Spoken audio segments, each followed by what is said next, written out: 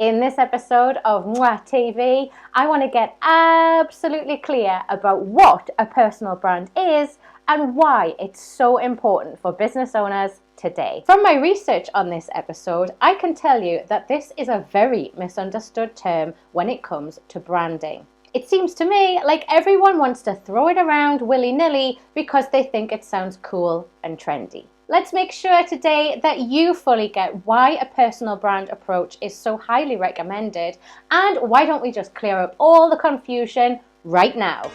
Let's start by looking at what personal branding actually is. Most commonly, a personal brand approach is recommended to any business owner who defines themselves as the face of their business. They are the business that they've created. Traditionally, this is the case for anybody who performs the service that they actually deliver. Photographer, mechanic, hairdresser, insurance broker, estate agent, and the list goes on and on and on and on. A more sophisticated method of using the personal branding approach is when you're selling a product.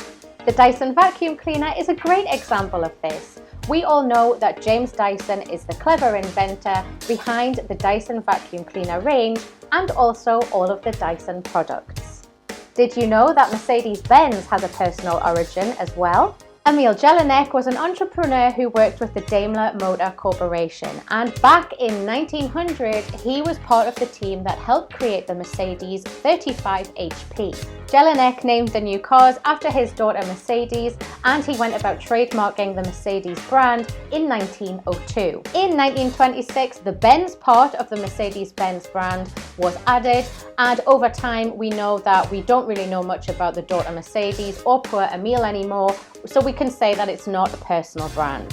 Why is a personal brand so important in a crowded market share?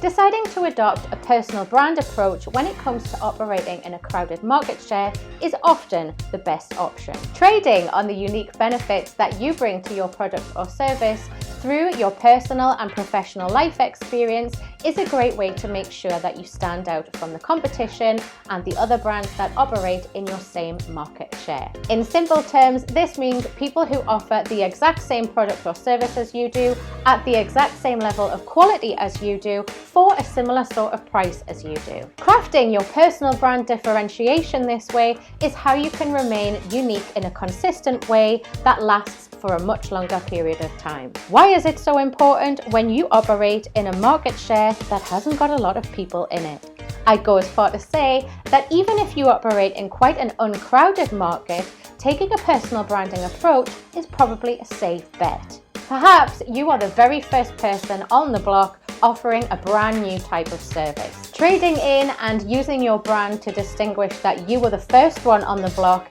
and you are the original is only going to last you for a certain period of time. As soon as other people see that it's a successful game, they're going to come and start playing on your turf and offer a similar service or a similar product for probably a similar sort of price, if not cheaper than you. Take a minute to think about brands like Meerkat, MySpace, and Lycos. In very traditional marketing terms, you could describe these brands as having the first mover disadvantage.